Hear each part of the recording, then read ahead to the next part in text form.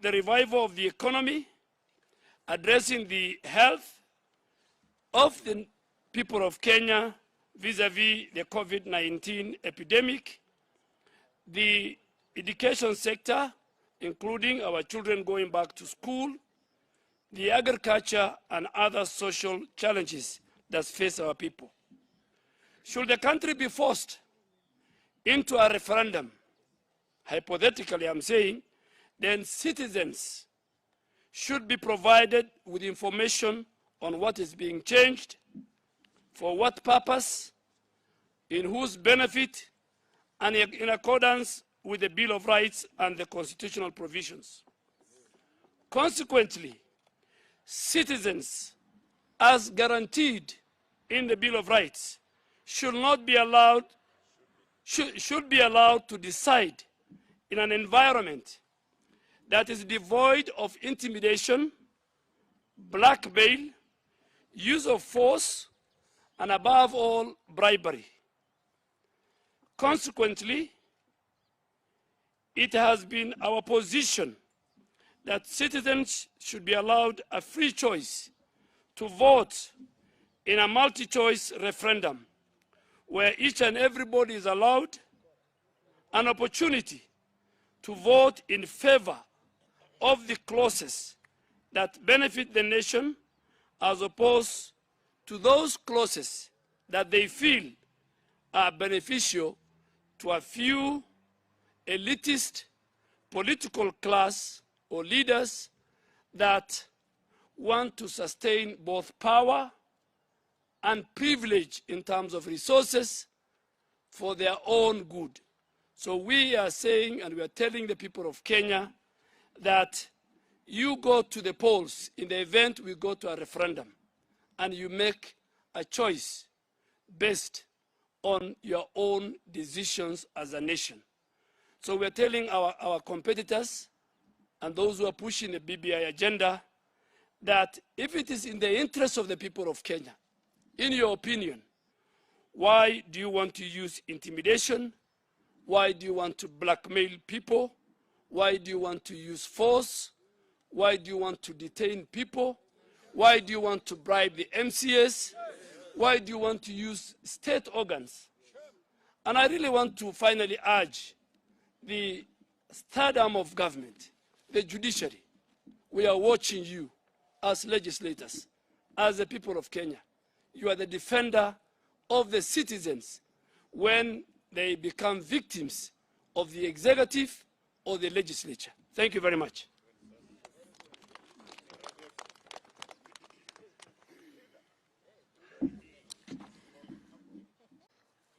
As a caucus, we agreed to focus our energies in championing of pro-people bills. And in particular, we looked at key parliamentary or legislative proposals that have been before the House or are before the House currently. And we looked at the agriculture sector, where we noted that the AFA Act that was passed in 2013 did a great disservice to the agricultural sector in this country, because what it did was to amalgamate all the boards of the various parastatals into one big institution called AFA, that has therefore meant that there hasn't been real focus and real attention being paid on key issues affecting various farmers in different areas. In particular, we saw the boards, we saw less focus on the tea board, coffee board, dairy board. All those boards need to now be separated so that we can be able to put more energy and more resources. So to this end, we will be pushing for the operationalization of the Tea Act that was passed last year in December. We will be looking at ensuring that the coffee bill, the proposed coffee bill, sugar bill, crops amendment bill that in particular looks at cashew nuts, coconut, and bixa. And we'll also be looking at Mira, which currently lacks legislation, and there's a problem of market linkages between the Mira farmers and the market within the country and out of the country. We'll also be looking at livestock to ensure that there's proper legislation around livestock and market linkages of the same. And we will be looking at the nuts and oil bill that is being proposed so that we can be able especially to give more support to our farmers in coastal area, in particular those that are dealing with coconut, cashew nuts, and also macadamia across the country. So those are some of the things that we'll be looking at going forward. And we have also discussed the whole issue of unemployment. And you know that as members of parliament, we believe that it is time to start thinking about using a bottom-up approach in the policies that we make as a nation. And we know that many people are challenging what is this whole narrative that we have for the hustler nation. And they're saying it is time to place the issues that affect the people at the bottom pyramid of our country on the table and make sure we come up with policies and come up with legislation that will help improve this lot of people who are the majority in the country. That is what it means for us to push the narrative of the hustler. And so you're going to be seeing a lot of pro-hustler proposals and legislation coming before the House. We'll be looking at how we can create more employment for the people that are at the bottom pyramid. We'll be looking at how we can improve the skills of those people and ensure that they can earn a decent living going forward. So that will be the most important agenda for us. And you'll expect that we'll use our numerical strength to make this happen because we have the numbers, as you can see. And we are asking the rest of the members of parliament to support us in this critical agenda. In conclusion, as leaders from diverse backgrounds, we reaffirm our commitment to pursuing the peaceful coexistence of all our people, building on our national unity, revitalizing the economy, and promoting a democratic culture of issue-based politics. Thank you, ladies and gentlemen.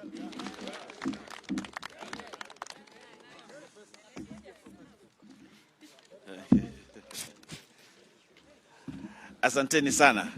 Sasa tuna taarifa ambayo tutaitoa kwa Kiswahili kwamba sisi ni viongozi ambao tuko katika mawazo mamoja ambayo tunafikiria kuboresha maisha ya Wakenya. Na kwamba leo tumekutana hapa kuangalia mambo ambayo kwa sasa ni kama matatizo ambayo yanatukumba. Mwanzo kwamba kuna njama fiche ambazo zinapangwa ili kuvuruga amani katika ile mikutano ambayo huu mrengo wetu tunaufanya. Ukiangalia kule Kilifi na Mombasa wakati tulipokuwa na mikutano iliyopita wiki hii kwamba hakukuwa na walinzi wa usalama wa kutosha wakati ule naibu wa rais akifanya mikutano. Na hii ni kwamba tunapata nafasi ya kwamba wale ambao wanataka kuvuruga amani katika ile mikutano wanapata nafasi ya kuingia pale. Ya pili kwamba wajumbe wetu wengi sasa wamepokonywa wale walinzi wao, na kwamba hawa sasa wako katika hatari, na kwamba wale ambao wanapanga njama ya kuvuruga amani katika ile mkutano alafu baadaye waje walaumu wale wafuasi wa Hustler Nation ndio wanapata nafasi kuingia pale. Kwa hiyo tunaambia Inspector General wa Police kwamba ni kazi yake ya kikatiba ya kutoa usalama katika mikutano yote ambayo naibu wa rais na hawa wabunge na viongozi ambao tuko nao katika mikutano yao. Hiyo ni kazi yake kikatiba na lazima aifanye kama vile katiba inasema. Asibague hawa wale. Manake katiba haikumwambia abague. Yeye lazima atoe usalama kwa kila mtu. Na hiyo sio tafadhali. La muhimu tena ni kwamba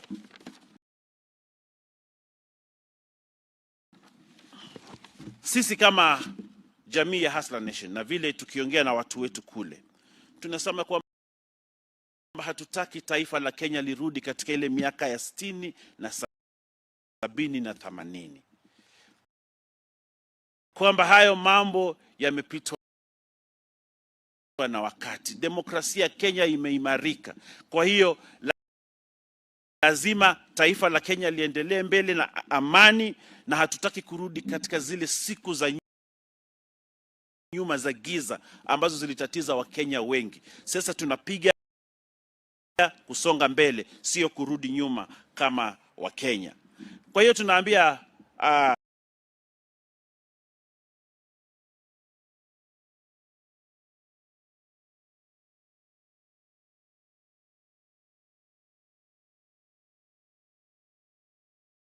zao na tuone majina yao ili tujue hawa ni kina nani. Pia tunataka kuongezea kwamba kama taifa la Kenya na sisi kama viongozi, umaarufu wa Kenya ni bora zaidi kuliko umaarufu wa mtu mmoja,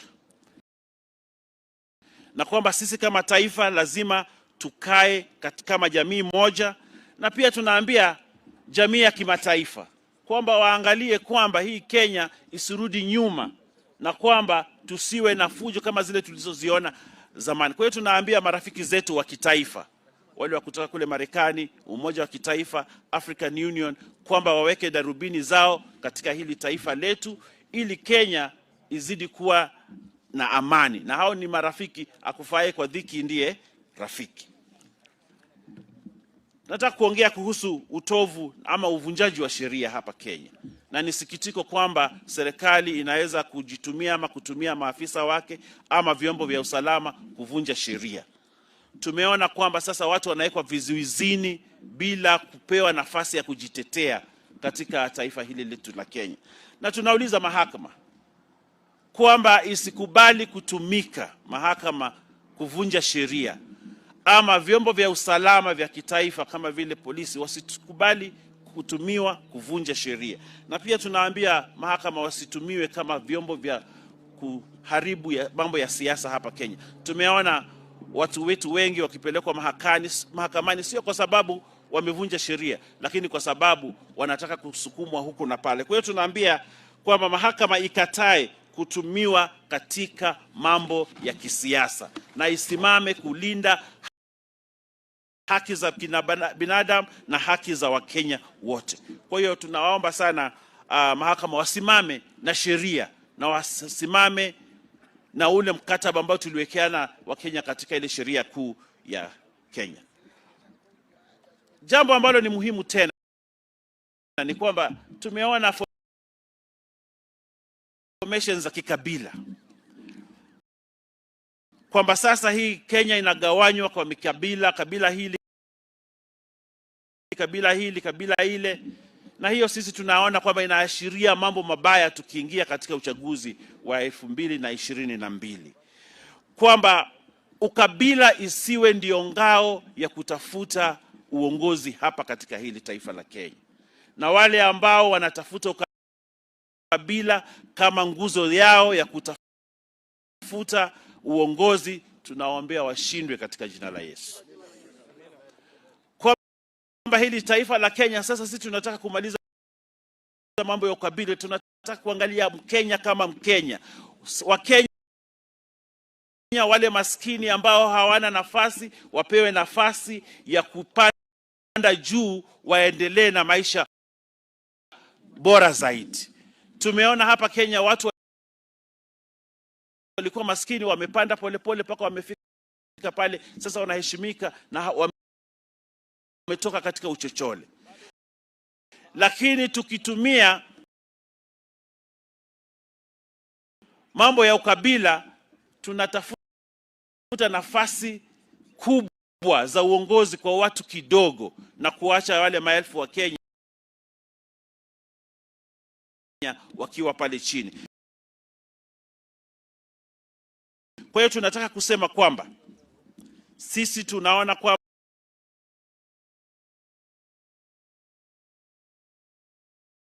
sio wale ambao wanatafuta mamlaka kwa kupitia wale wa chini alafu baadaye waje wawaache pale chini. Sisi tunasema kwamba ni wakati wa kila Mkenya kupata nafasi ya kuboresha maisha yake, na hiyo ndio philosophy na hilo ndio maneno ambayo sisi tunataka kuambia Wakenya, kwamba kila Mkenya ambaye yuko katika hili taifa ako na nafasi ya kupanda kutoka pale yuko apande juu na aendelee na maisha, sio kutengeza mamlaka na kupatia mamlaka watu kidogo ukifikiria kwamba umebadilisha taifa. Kwa hiyo nikimalizia, nataka kusema kwamba mambo ya BBI na referendum, priority ya Wakenya sasa ni kuboresha maisha yao, sio mambo ya BBI, na kwamba Wakenya wako na mambo mengi muhimu zaidi ya kuangalia: kukuza uchumi wao, kuhakikisha kwamba taifa linaenda vizuri, kuhakikisha kwamba mambo ya COVID tunapigana nayo na kupigana na umaskini, sio kuhusu mambo ya BBI. Lakini hata kama watalazimisha kwamba watu waangalie mambo ya BBI, tunasema kwamba Wakenya wapewe nafasi ya kujisomea wenyewe hii BBI, wajue ni nini ambacho watapigia kura katika ile BBI. Na pia kusema kwamba tunataka haya maoni ya BBI yaorodheshwe na kila Mkenya apewe nafasi ya kuchagua lile analotaka, apige tiki ile ambayo anataka, ile ambayo hataki apige wrong, ili kila Mkenya awe na nafasi. Yale ambayo hayataki, yale ambayo hakubaliani nayo, aachane nayo. Yule anakubaliana nayo abebe, tuende mbele kama taifa la Kenya. Kwa hiyo tunasema kwamba Wakenya wawezeshe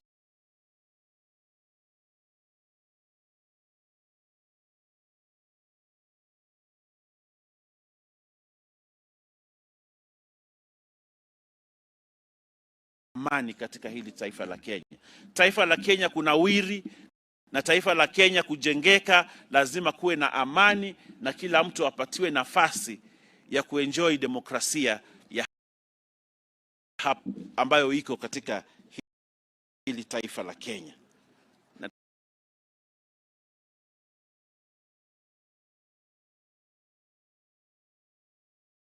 Nataka nimalizie hapo, niseme asante wale ambao wana maswali. Nafikiria kuna watu watajibu.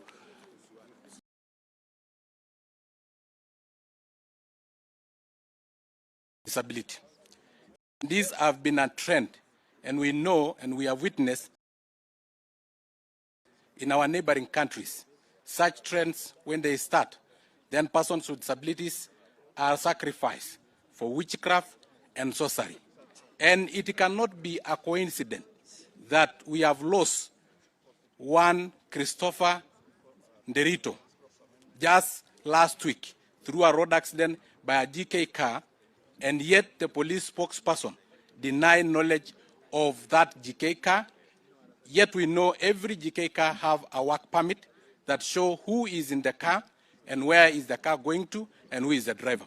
We have also lost a girl with cerebral palsy, 12 years old, in Isiolo, called Nimo Nabale, after being raped and killed and body mutilated. So we have also discussed the issue of persons with disabilities, and we condemn such utterances from leaders. Thank you.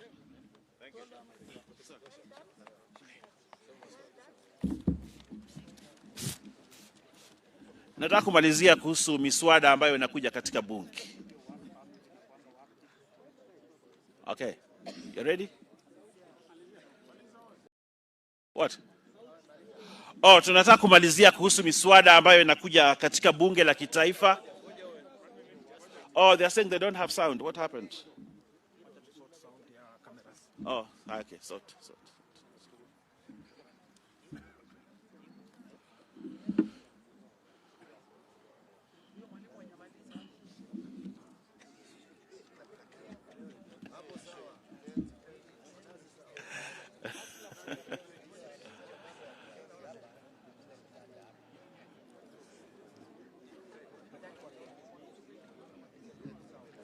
Sound sawa bado?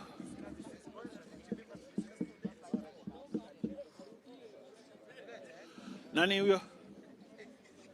Gani? Huyo?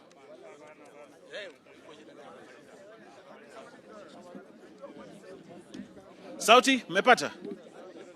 Bado?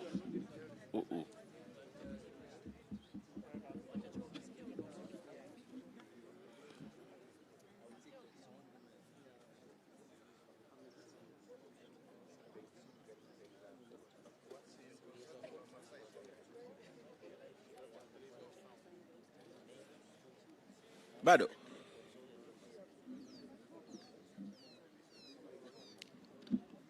Mic check. Bado sound. Wow.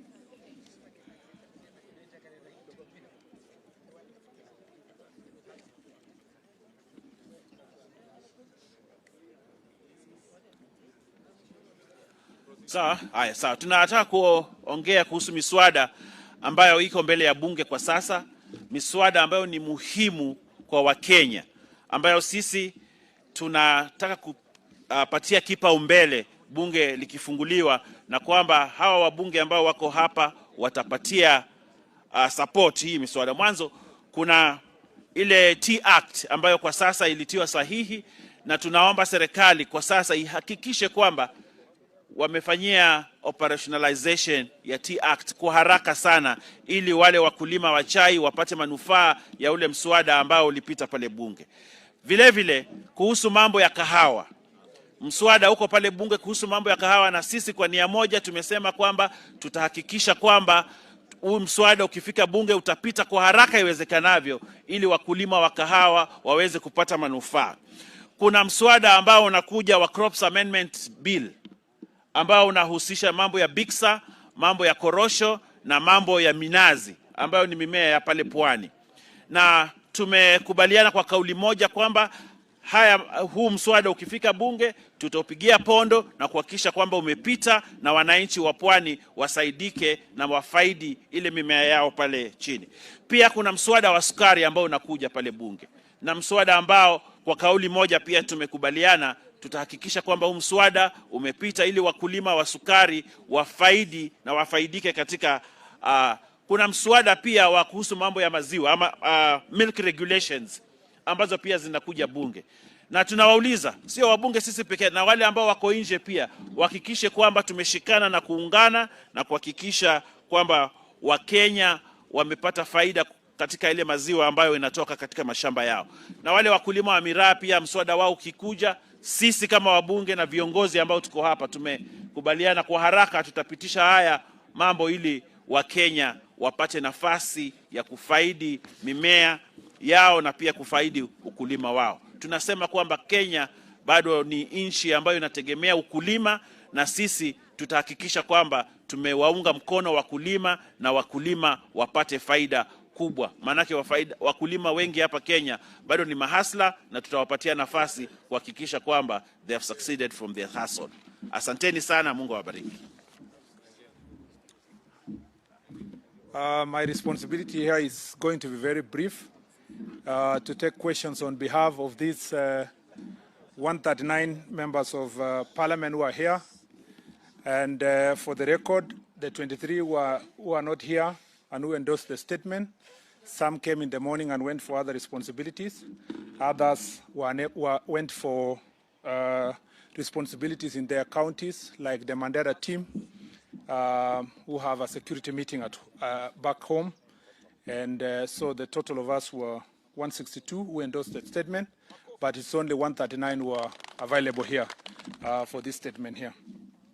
We will take 4 questions, and then because this is a statement that has been endorsed by others, we don't want to deviate from the statement. So I'll take 4 questions, and those 4 questions should be relevant to the subject that we have raised here. Chemutai? 4. Another person, so that I count NTV, KTN, and Ebro. On behalf. Kama sijapik mtu mwingine mpatie maswali yenu yeye hawa waulize. Proceed. Volume.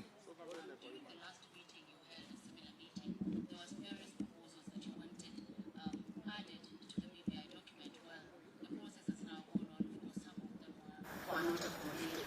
And now with the process having moved to the assemblies, my question would have been to the Deputy President himself.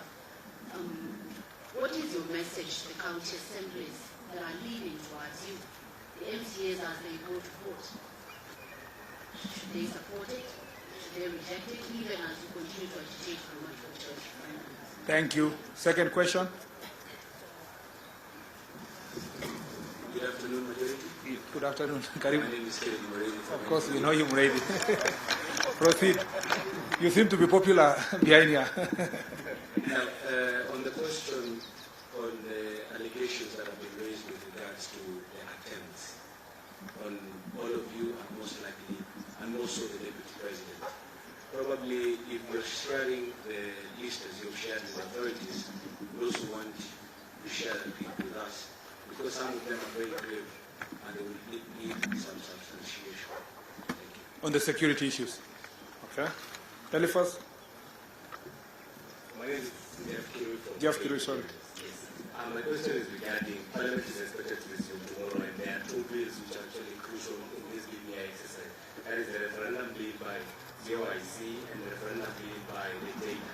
What exactly is your position on those two bills moving forward? What is your position now that you say that you're going to focus on bills that are relevant to the common knowledge? The last one.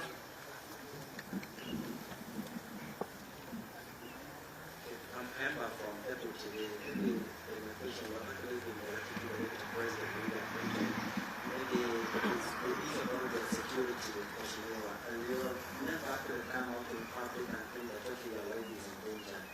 Really, I wish that you just tell the Kenyans whether indeed your life is in danger or not. And then also, as the Parliament resumes tomorrow, it is alleged that the guy member of Parliament is planning to move a motion to impeach you. Are you ready to bite the bullet? Okay, thank you. I will group these questions into three. There is the question of BBI, which Honorable Duale will respond. There is the question of security, generally for security, the two questions on security from Muredi and Kayemba, and will be answered by Senator Susan. I'll leave Duale to be the last one. Wait, hold on, Senator, Leader Majority. Yeah, you will be the last one. And then the question of impeachment will be answered by Linturi, and I'll start with that one. Linturi, please.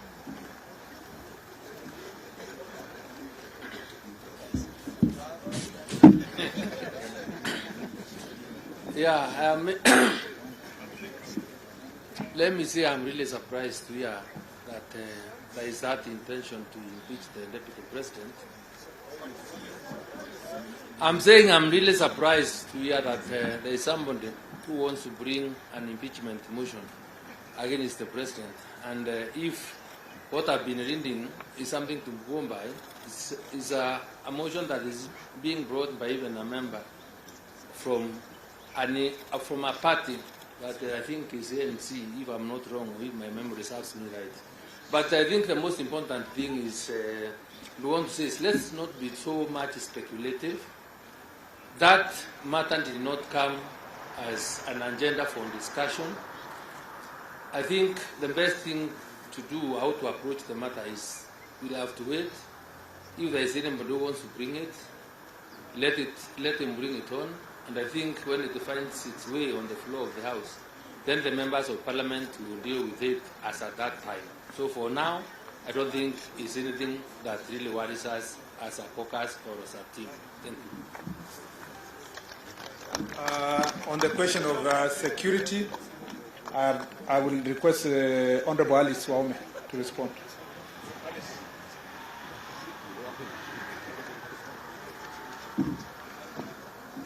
Members of the press, I have been asked to answer the question on security. You know, we have said in the statement that the members' security, many members of Parliament have had their security withdrawn. That, of course, answers to the vulnerability of members if we are going for meetings without security. And we have called upon the relevant office of the IG to take into account and provide security as and when members of Parliament and even this team is having their political meetings. But let me tell you for free. Let me tell you for free.